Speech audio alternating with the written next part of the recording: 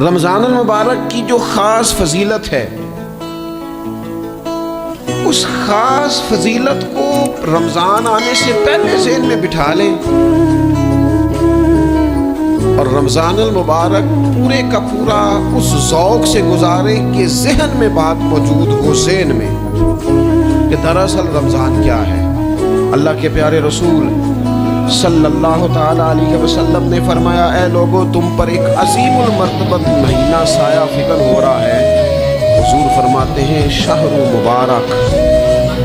فرمایا یہ بڑا برکت والا مہینہ، یہ برکتیں لے کے آیا ہے، یہ رحمتیں لے کے آیا ہے، یہ اپنے ساتھ عنایات لے کے آیا ہے۔ اور نبی اکرم صلی اللہ تعالیٰ علیہ وآلہ وسلم نے فرمایا، جو بندہ بھی قرب الہی کی نیت سے رمضان میں نیکی کا طلبگار ہوگا،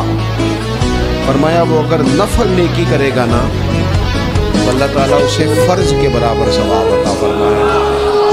اور حضور علیہ السلام فرماتے ہیں جو اس مہینے میں ایک فرض ادا کرے گا، اللہ 70 فرضوں کے برابر اجر عطا کرے گا۔ اپنے ذہن میں ایک بات بٹھائی جائے، ذہن میں یہ بات بٹھائی جائے کہ یہ نا برکت والا مہینہ ہے، اس میں میرا ثواب بڑا ضربوں کے ساتھ آگے بڑھے گا۔ ایک ذہن بنایا جائے اور پھر ثواب اکٹھا کرنا شروع کر دیا جائے، پھر وہ ترتیب بنا لی جائے، کاروباری نہیں، روحانی ترتیب، کاروباری نہیں، یعنی نئے سے نئے اسٹال نہ تیار کیے جائیں، مہنگائی کیسے کرنی ہے اور کس طرح کر کے کن چیزوں کی آج کل مانگ ہوگی، کس ترتیب سے سودا پہلے ہی خریدنا ہے، مہنگا کیسے کرنا ہے، اللہ معاف کرے مصنوعی قلت کیسے پیدا کرنی ہے، کمائی کیسے کرنی ہے۔ رمضان کے اندر جناب لوگ ساری ترتیب لگا کے، ساری، میرے ایک دوست ہیں میڈیکل کے شعبے سے وابستہ ہیں، تو مجھے کہنے لگے کہ ڈاکٹر بھی اپنی روٹین بدلتے ہیں اور معدے والی ساری دوائیاں بھی اکٹھی کر لیتے ہیں کیونکہ رمضان آنے والا ہے، یہ زیادہ لوگ استعمال کریں۔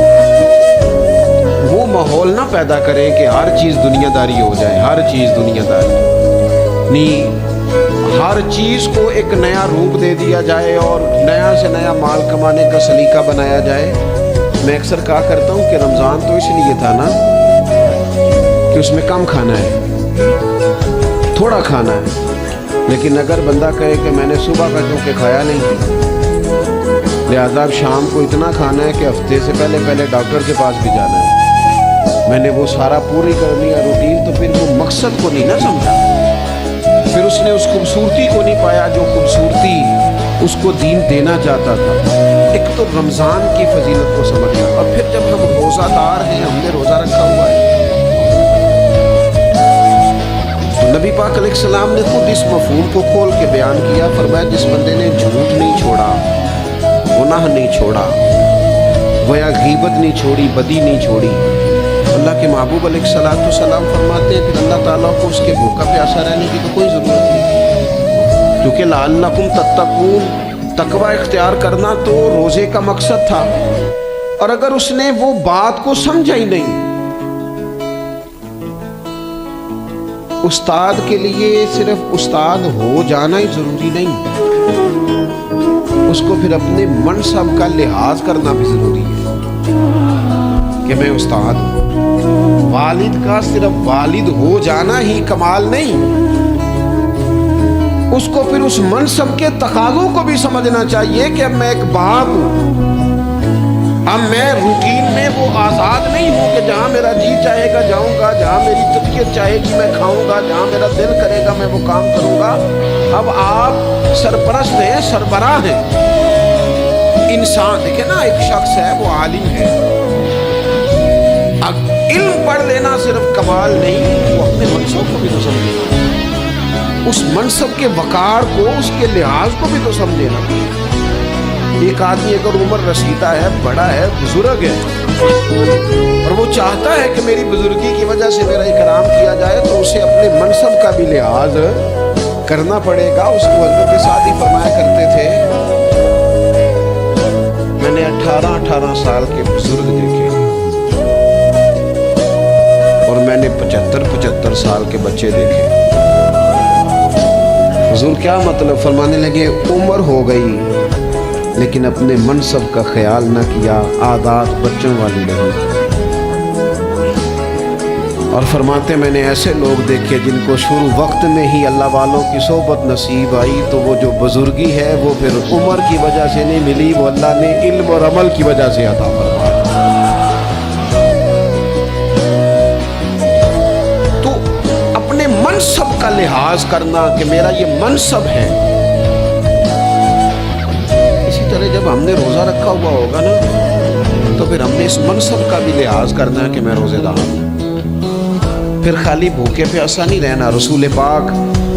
صلی اللہ تعالی علیہ وآلہ وسلم نے پتہ ہے روزے دار کی فضیلت کیا بیان فرمائی؟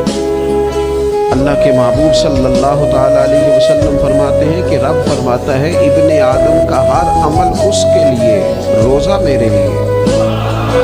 اور فرمایا میں خود جزا دوں گا روزے کی، میں خود جزا دوں گا روزے کی۔ اور حضور فرماتے ہیں روزہ ڈھال ہے، جو شخص روزہ دار ہو وہ بےہودگی سے، فحش گوئی سے اجتناب کرے۔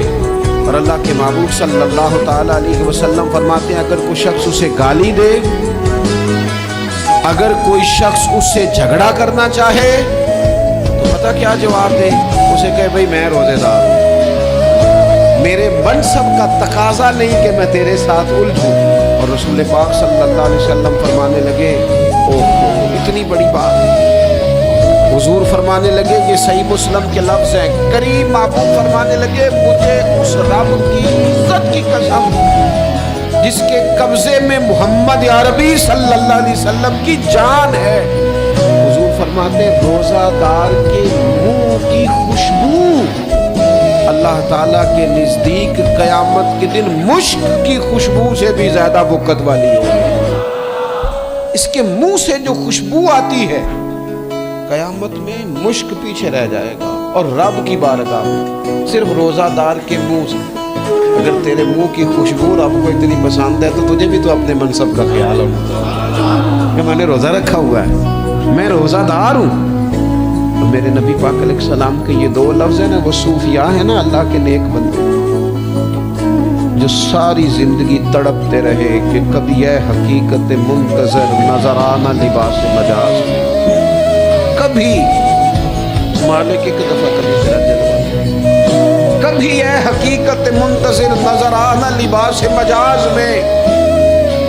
لاکھوں سجدے تڑپ رہے ہیں میری جبین نیاز میں۔ اور جو ساری زندگی کہتے رہے کہ ہم تو عمر دراز مانگ کے لائے تھے 4 دن، 2 آرزو میں کٹ گئے، 2 انتظار میں، کہ دیکھو انہیں انعام ملنے لگا۔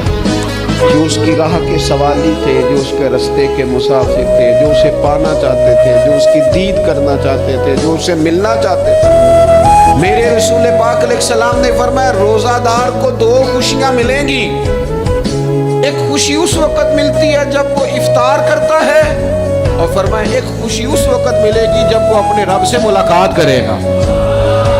جب وہ اس سے ملے گا اس وقت روزہ دار کو خوشی ہوگی۔